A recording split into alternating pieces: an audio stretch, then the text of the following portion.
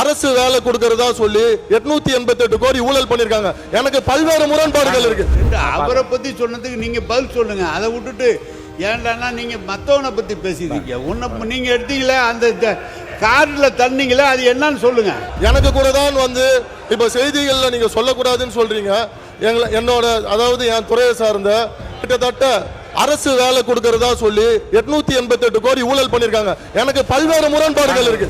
அதனால விளக்கம் அளித்ததுக்கு அப்புறம் அது மாதிரி தேவையில்லாத விஷயங்களை கருத்துக்களை தெரிவிக்க வேண்டாம் என்றது பேரவை வாயிலாக நான் தெரிவித்துக் கொள்கிறேன். மாண்புமிகு உறுப்பினர் உட்காருங்க. மாண்புமிகு உறுப்பினர்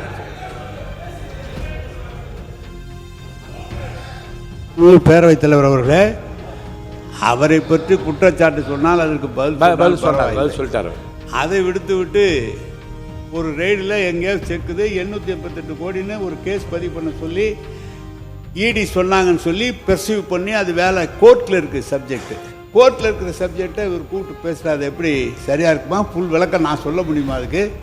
எனவே அதை அவை குறிப்பிலிருந்து நீக்க வேண்டும். ஒன்று ரெண்டு, அவரை பற்றி சொன்னதுக்கு நீங்கள் பதில் சொல்லுங்கள். அதை விட்டுட்டு ஏன்டானா நீங்கள் மற்றவனை பற்றி பேசிட்டீங்க. உன்னை நீங்கள் எடுத்தீங்களே அந்த கார்ல தண்ணீங்களே அது என்னன்னு சொல்லுங்க.